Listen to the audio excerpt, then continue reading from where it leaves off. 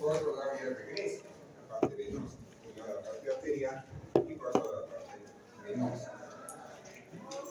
¿Cómo lo visto acá? Comenzamos por la orilla izquierda y acá viene el orilla izquierda. Como se habla prácticamente la presión de la izquierda cero. ¿Por qué era cero esa presión? ¿Por qué acá en la aorta mantenido en presión de 120 a 80? ¿Cuál era la... ¿por qué se daba esto?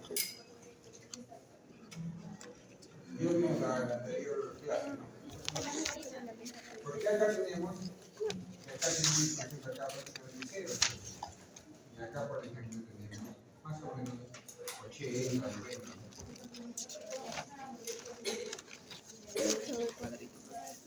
Que acá es el izquierda y ahora.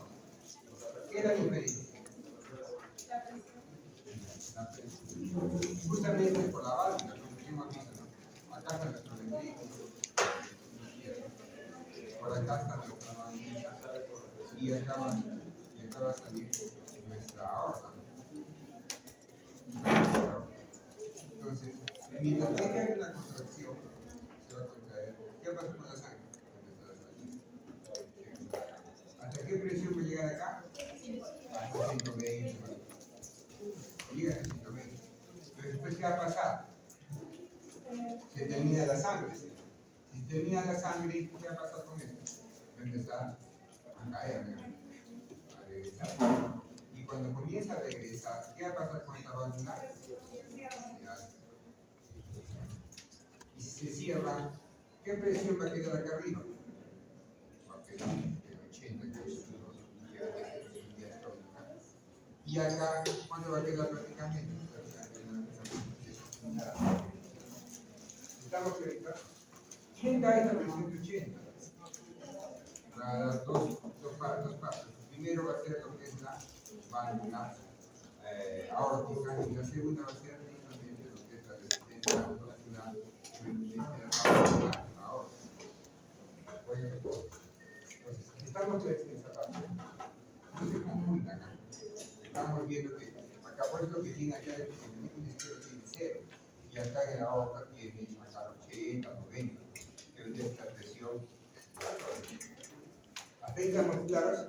Ahora sí han comprendido esta parte bien. Sigamos avanzando. Poco a poco va a ir pasando la sangre, va a ir perdiendo presión, ya que avanzamos el calibre capilar, hasta llegar finalmente a nuestro cuerpo. Podemos acá hiperpresión aórtica, va a ser más o menos 120, 80. Y esta presión aórtica sería de esta forma, no. O sea, mira más o menos como esta que acá. Esto es fundamental, ya que es teórico nomás, no, esto se dice en la práctica. Y todos van a utilizar, todas las personas que acá hagan alguna vez fisiología, que sean epidemiólogos, que sean científicos, todo lo que van a ver parte crítica, les va a gustar mucho esta curva, porque esta presión aórtica, que va a ser similar a la presión de la arteria radial, de la arteria femoral, van a ver que va a ser la presión arterial invasiva. Ahí vamos a mirar, ¿por qué sería invasiva? Porque nosotros vamos a poner un catéter para medir esta presión arterial. ¿Y cómo se va a medir esa presión arterial? Como nosotros conocemos por el manguito, no, se va a medir en esta curva. Y esta curva nos marca. Ahí la vamos a ir en el centro. Y como se miran acá en la parte ventricular izquierda, prácticamente llegamos a centro. ¿Estamos claros acá? Seguimos avanzando como dice acá. Y va a llegar a la parte capilar. Y la parte capilar, ¿cuál va a ser su presión más o menos? La parte capilar. ¿Y qué va a ser necesario justamente para poder distribuir los nutrientes? Como hemos visto la clase, hemos estado viendo lo que son edemas, formación de edemas, hemos visto que tiene que haber una presión hidrostática. Y si presión hidrostática, justamente va a ser dada por la presión. Después viene la parte de lo que es la presión pulmonar. ¿Qué quiere decir? Después que ya llegó a nuestros capilares, poco a poco se van formando las venas, va a llegar a la otra circulación, la parte derecha. Y en la parte derecha se da otro tipo de circulación que ahorita vamos a ver. Pero ahí vamos a mirar que la presión sistólica y diastólica, también pulmonar, del lado derecho va a ser diferente. Acá tenemos cuando la sistólica pulmonar, mejor dicho, la parte de acá, va a ser ¿cuánto? 25,8. ¿Cuánto es la parte aórtica? 120,80. ¿Y acá cuánto era? 25 sobre 40. Son diferentes presiones. Que van a manejar el mismo flujo, y van a manejar casi el mismo flujo. Pero van a ser diferentes volumen. Hasta ahí estamos claros. No se van a confundir. Acuérdense de la presión diastólica, porque se da. Y eso vamos a analizar después, porque vamos a mirar cómo la presión diastólica va a modificarse. Es más, esta parte que vemos acá, digamos que la clásica es más 120-80, ¿no? ¿Cuál es la diferencia? Sería 40. ¿Qué quiere decir? Que de acá, prácticamente, ¿acá cuánto es? 40. Esto se puede modificar. Poco a poco se puede modificar. Poco a poco puede ir 50, 60. ¿Qué quiere decir? ¿Cómo va a ser la curva? Acá va a ser 130. Y acá ¿cuánto va a ser? 50. Va a haber mayor cantidad de diferencia. Eso vamos a mirar, que se va a llamar la presión de pulso. Va a aumentar algunas circunstancias. Un clásico ejemplo, ¿cuál debería ser que aumente la presión de pulso? En lo que es insuficiencia aórtica. Entonces, ¿cómo sería la insuficiencia aórtica? Vamos avanzando. ¿Tiene ahí insuficiencia aórtica? Acá tenemos nuestra válvula, acá tenemos nuestro ventrículo izquierdo y acá tenemos nuestra aórtica. ¿Qué ha pasado en la insuficiencia aórtica? En insuficiencia aórtica, lo que va a pasar es que cuando empieza a contraerse el ventrículo, ¿cuánto va a generar? 120. Una clásica. 120. ¿Hasta cuándo va a ser 120? Hasta que se acabe la sangre. Después que se acaba la sangre, después de 120, ¿qué va a pasar? Va a regresar. Y normalmente cuando regresaba, ¿qué pasaba? Se tapaba. Pero en insuficiencia aórtica pasará eso. ¿Qué va a pasar? Va a haber un hueco. Y si hay un huequito, ¿qué va a pasar con la sangre? Todito va a empezar. Este reflujo que va a haber para acá es lo que vamos a hacer conocer como un sol. Va a caer un sol. Y este flujo va a hacer perder presión. ¿Quedará 80 de presión acá? Ya no va a quedar. A medida que sigue saliendo el flujo, ¿qué va a pasar? 70, 60, 50, 40. Y ahí otra vez el corazón va a latir, ¿cierto? Otra vez a 120. Entonces, ¿cuál va a ser la mínima presión? 40. ¿Cuál es la máxima presión? ¿Cuál va a ser su primer paciente? 120. ¿Estamos de acuerdo? Eso es lo que va a pasar, por ejemplo, en la insuficiencia aórtica. ¿Cuál es la diferencia de 120 a 140? ¿Cuál es la diferencia? ¿Cuál era la normal? ¿No estaba manejando? 40. Entonces, toda aquella patología que me haga perder el flujo, que me haga perder sangre de otra forma, va a generar eso. Otra patología que me haga perder el flujo, que no para acá, digamos, la válvula está funcionando bien. ¿Cuál vendría a ser? Que vaya por otro lugar. Ahí viene, por ejemplo, una especie de conducto arterioso. ¿Sí o no? ¿Escuchar esa parte? El conducto arterioso va a tener una comunicación con la arteria pulmonar, los nichos. Si se mantiene todavía persistente por acá, esa conexión, si hay esa conexión por acá, va a ser igual. El flujo ya no se vendrá para acá. ¿Para dónde se va a ir ese flujo? Para acá, ¿sí? Se va a ir el flujo. Igualito. Si entonces se cierra acá, tenemos como 80, pero como tiene una conexión anómala y se va a ir a un sitio donde las presiones son menores, va a ir de mayor presión a la presión de la sangre. Y acá va a empezar a render que 80, 70, 60, 70. Entonces, ¿qué va a pasar? ¿Cómo va a estar nuestra presión diastólica? Baja. ¿Está entendido? ¿Se van a olvidar? Y colocando catéteres. Justamente puedo poner en la aorta, sí, si ponemos un valor de contrapulsación aórtica, podemos medir, por ejemplo, la vía. Si ponemos que se llama una línea arterial femoral, podemos tener inclusive más presión aórtica, más cercana a la otra. O si podemos también poner acá una presión en nuestra arteria radial, que es la clásica que se utiliza para la arteria radial invasiva para poder medir esta presión. Todo eso es gráfica. Capaz no es la gráfica exactamente, pero sí es la gráfica.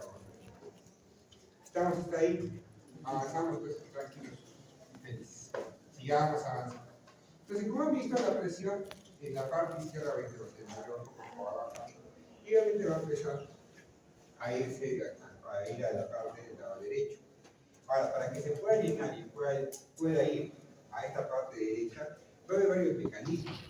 Por ejemplo, acá vamos a ir para ver una parte de lo que es la parte venosa.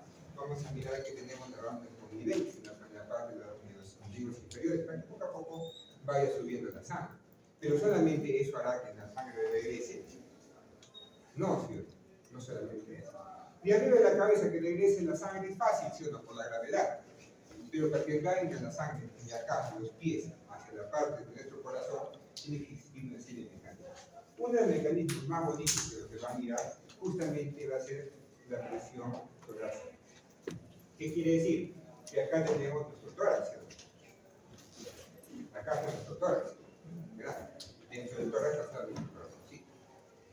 Y cuando respiramos, ¿qué va a pasar con nuestra caja torácica? ¿Tendríamos presión positiva o presión negativa? Cuando respiramos.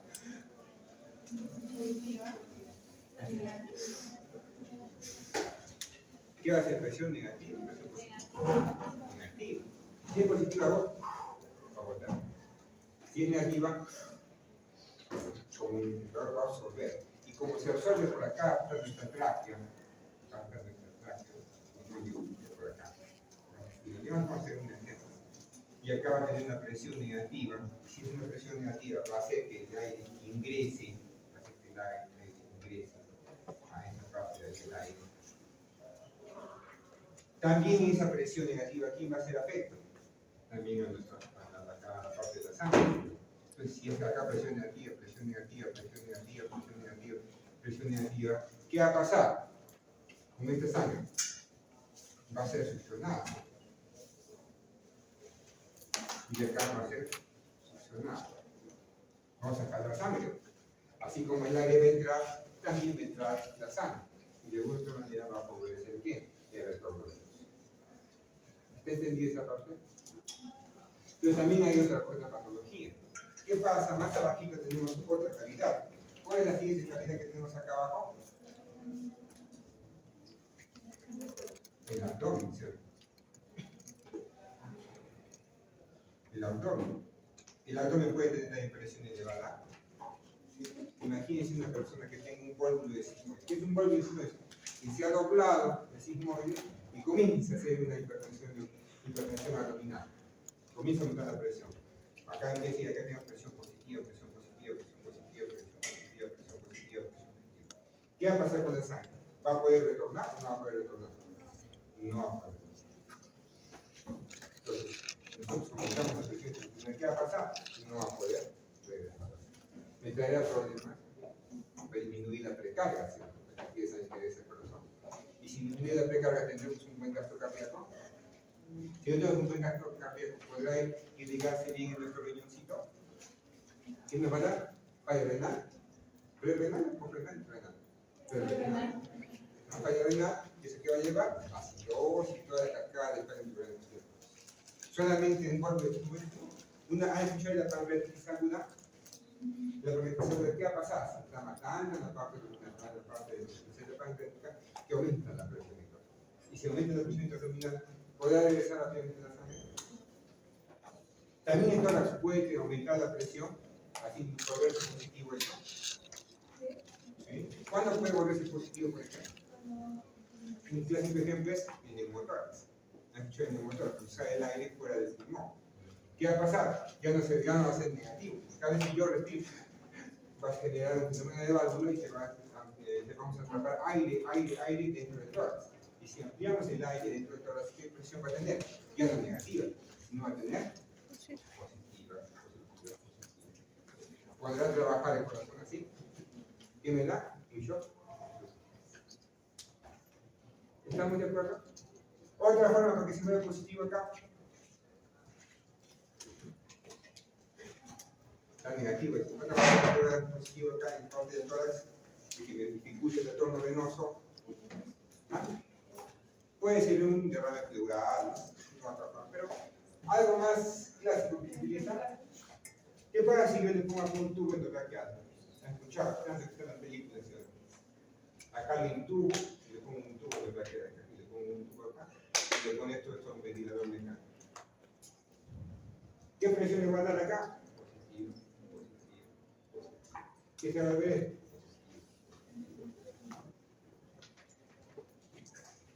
Cambié todo el sistema, ¿sí o no? Ya el paciente respira, ¿no?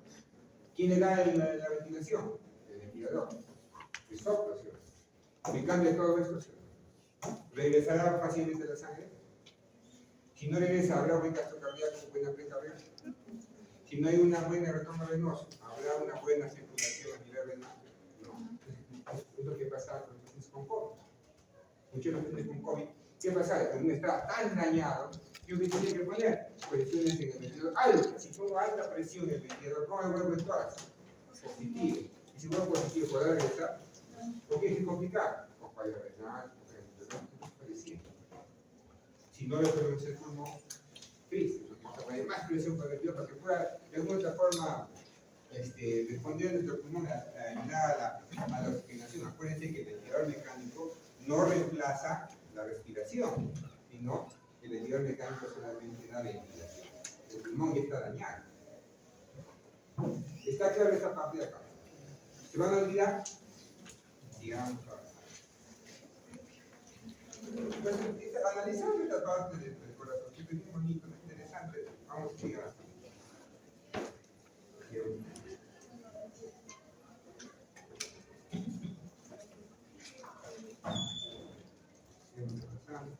Es otra cosa interesante que también lo dice escribir en la articulación. La superficie transversal de cada vaso y relacionada a la velocidad.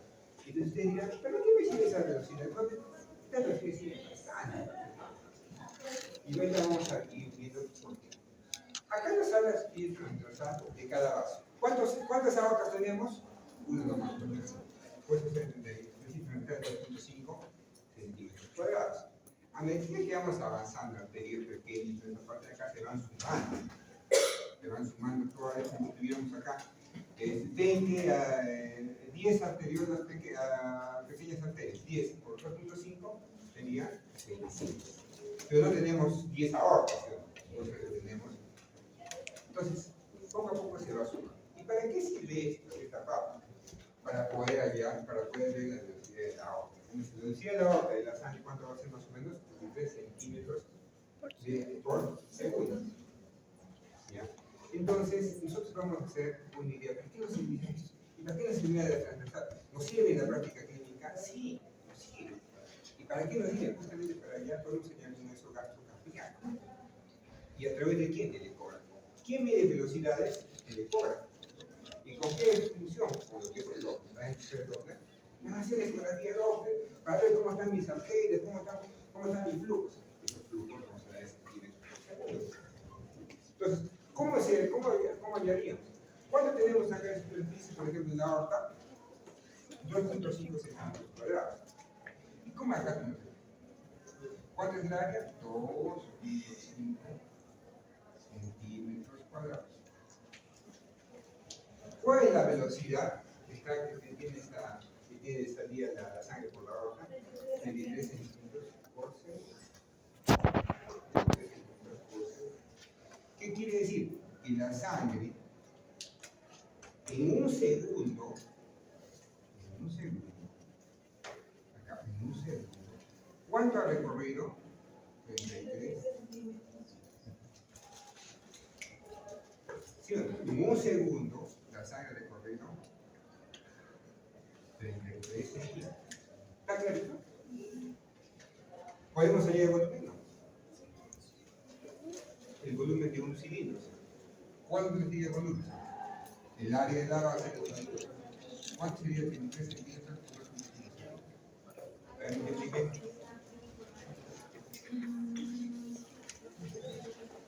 Eso mismo, por esto, ¿cuánto sale? 80 y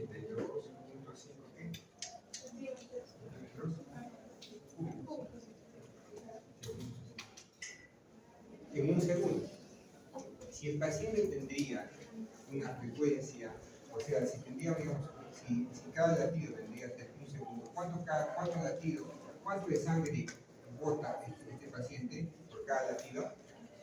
82.5. O sea, es similar o cercano a lo que nosotros conocemos como ¿qué? Como el volumen histórico. ¿Cuánto es el volumen histórico aproximadamente? 70. Pues más o menos se parece a ese volumen. Entonces, cada paciente va a tener esto, eso se halla. Entonces, yo pongo mi ecógrafo y en mi ecógrafo yo mido acá cuánto es mi área. Y después pongo acá mi pulsátil, de donde el pulso y mido cuánto es mi flujo. Y con el flujo y el área acá, ¿puedo saber qué volumen está llegando el paciente? Sí, qué volumen. Y con el volumen multiplicado por la frecuencia, ¿puedo saber mi gasto cardíaco? ¿Estamos listos? Está fácil. Para eso sirven estos volúmenes. Entonces, si tiene 80 centímetros por cada latido, ¿sí? 82.5 centímetros por cada latido. Y si tiene una frecuencia cardíaca de 70, y acá tenemos que el volumen sistólico es 82.5, ¿podemos hallar el gasto cardíaco? Simplemente sería la multiplicación, ¿no? 82 centímetros cúbicos por 70 latidos por minuto. ¿Cuánto sale el gasto cardíaco? 5.700 centímetros cúbicos por minuto. ¿Estamos de acuerdo? Está fácil. Para eso nos sirven estas velocidades, porque podemos hallar. ¿Y cómo se mide en el ecógrafo? Por ejemplo, eso. En el ecógrafo nosotros vamos a mirar, se pone la pulsátil y vamos a tener esta parte acá. Es va a ser esa parte. Toda el área debajo de la curva va a ser volumen. ¿Alguna vez han visto eso? Van a mirar. Vamos a poner un video, ¿ya? Hacer esta obviamente que dura 3 segundos, porque la longitud de capilar es pequeño y la velocidad de capilar también va a ser pequeñita. Obviamente estas medidas son más teóricas, esto es más práctico, ¿no? Y acá viene la parte interesante del ejemplo, que la velocidad es el flujo sobre el área. ¿Qué quiere decir? Si yo disminuyo el área, va a aumentar la velocidad. Y por eso el ejemplo esto que está en nuestra manguera, ¿no? A medida que yo disminuyo el área, ¿cómo va a ser el flujo? ¿Cómo va a ser la velocidad? Si aumenta el área, va a ser menos velocidad. ¿La comprendí esta parte? Nunca. Pero vamos a mirar, por ejemplo, cómo se llega a hacer el video. Encontramos un videito para que puedan mirar lo que es.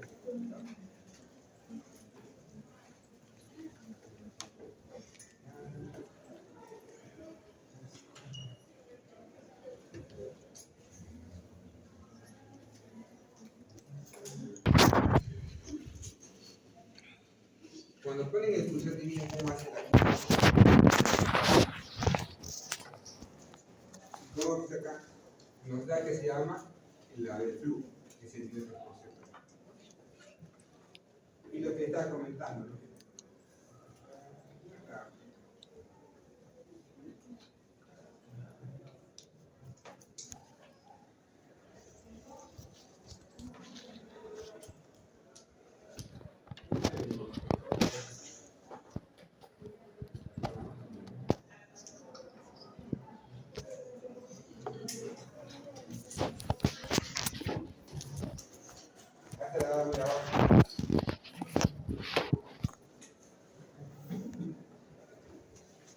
Acá te da un error que han visto, ¿no? Entonces, ahí van a medir el diámetro. Ajá. Ahí miden el diámetro y automáticamente va a salir el área. Ahí está, y nos da el área. Y después van a medir, en este punto también, cuál es el flujo. Ahí estamos poniendo el flujo. Vamos a ver en el flujo por ahí.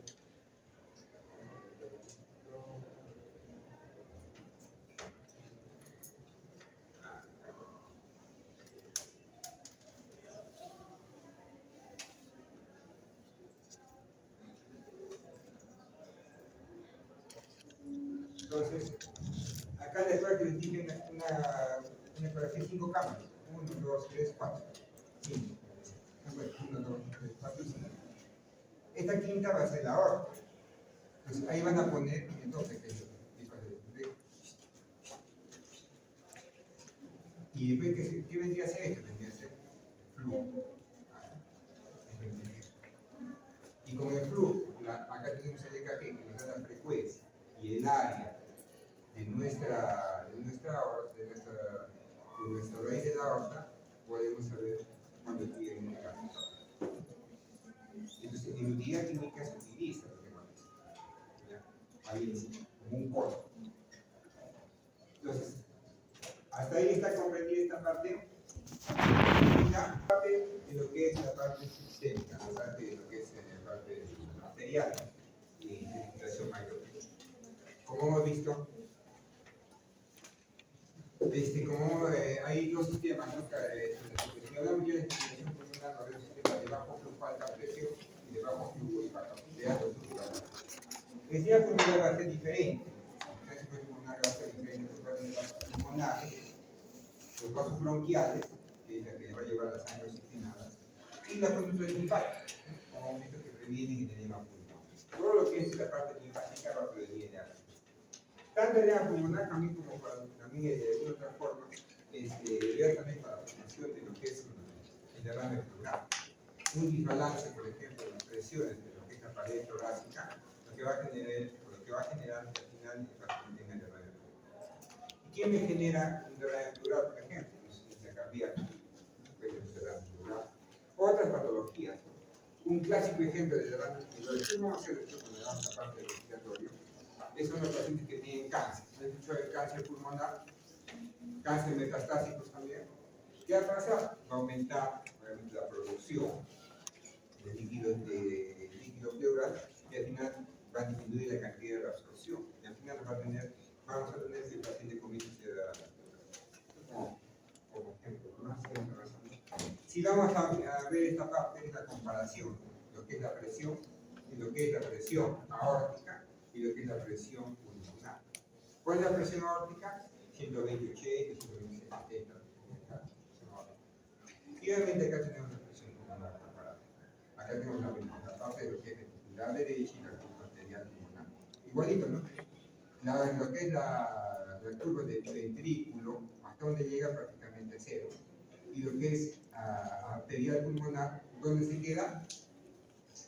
Más o menos en 8. De la presión de esto. ¿Por qué se queda en 8 acá? ¿Por qué se queda en 8 y no llega a 0? Igual que en la parte arterial, la circulación mayor. ¿Por qué no llega nuevamente acá hasta 0? Lo que es la parte de la arteria pulmonar. Justamente igual, porque en esta parte, ¿quién se va a dar? El cierre de la válvula pulmonar. El cierre de la válvula pulmonar y conserva la presión. En cambio, el ventrículo, prácticamente se vació, hemos hecho el periodo de eyección, después viene la presión isovolumétrica. Igual, entonces ahí no vamos a tener presión. En cambio, por delante de la válvula pulmonar, ahí vamos a conservar la presión. ¿Está clarito? ¿No se va a olvidar? Entonces, si vemos acá, en la parte del lado derecho, vamos a tener igual la sistólica y la diastólica más o menos en los segundos. Poco a poco, a medida que va la capilar pulmonar, va a ir bajando, va a ir bajando, y al final va a llegar más o menos como 37. Muy acá, la presión capilar pulmonar va a ser 7 milímetros. Cuando empieza a aumentar, disminuir esta presión capilar, tiene que ver si relación estrecha a quién. Después de que los capilares pulmonares, ¿quién viene? La aurícula izquierda. Nos interesará cuánta sangre o cuánta presión tiene la aurícula izquierda. Estas presiones, estos volúmenes que va a llegar a la aurícula izquierda, ¿quién nos va a dar, de alguna forma, nos va a dar una idea de lo que es la precardia? ¿Cuánto es presión? ¿Cuánto es volumen que se va a la aurícula izquierda? Porque de ahí, ¿qué sigue? La aurícula izquierda, ¿qué sigue? La aorta. Yo sé bien qué tiene esta aurícula izquierda, qué tiene la presión de la aurícula izquierda, vamos a saber lo único que están interesados. ¿Podré canalizar la aurícula izquierda? ¿Será fácil? ¿Ustedes qué dicen? No, porque no les puedo usar. Miren, si venimos acá, para canalizar lo que es la parte del lado derecho es fácil, ¿sí? Por acá le meto un catéter, ahí está canalizado. Fácil, ¿sí? Pero para canalizar el lado izquierdo, ¿cuándo tengo que meter el catéter? Por el pulmón. Por acá tendría que meter por el pulmón, no por una arteria pulmonar por acá. Vamos a perforar el pulmón para poder meterlo. Difícil, ¿sí o no? Más difícil. Entonces, en vez de medir en este sentido, lo puedo medir al revés, por el otro lado. ¿Dónde era fácil meter los catéteres? Derecho. Entonces, ¿qué hago yo? Simple. Meto un catéter más largo. ¿Pues? ¿Hasta dónde? Hasta el fondo de su alma. ¿Sí? ¿Qué va a hacer? Lo pongo en el catéter y va a hacer acá. Pongo un catéter, viene por acá, viene por acá, viene por acá, viene por acá. Y hasta más lo voy a poner hasta acá. Ya, no puedo más. ¿Sí o no? Es lo máximo que puedo meter de catéter. ¿Por qué? Porque ya es tan chiquitito que no puedo ver. Pero de acá, ¿puedo medir esta presión de tus capilares? Y de una manera, si yo mido esta presión, entonces puedo medir la presión de esto acá. Más fácil, ¿sí o no? ¿Cómo se llama ese catéter? El catéter de su acá. Entonces nosotros podemos medir, se utiliza. ¿Para qué? Para hacer cálculos hemodinámicos por bloque de catéter. Entonces yo acá, vamos a hablar ahora de esta presión puya. Yo acá inflo un baloncito, inflo un balón y mido la presión distal. Si mido la presión distal, ¿cuál medir? La presión capilar. De acuerdo a la presión capilar, ¿qué puedo medir? Directamente la presión en la aurícula izquierda. Y si sé la presión en la aurícula izquierda, sé cuánta es mi precarga, sé cuánta es mi precarga, porque es lo que tiene antes el ventrículo de llenarse. Lo que es posterior, ¿cómo se llama? Poscarga. La poscarga me dará la otra. Entonces la precarga me dará la aurícula izquierda con los capilares. Meter un catéter por acá es más sencillo que meter un catéter canalizando, perforando el tórax para poder llegar a esta parte. Entonces, eso se utiliza en la práctica clínica más. Entonces, ustedes que algún día van a colocar, si es que son en la parte crítica,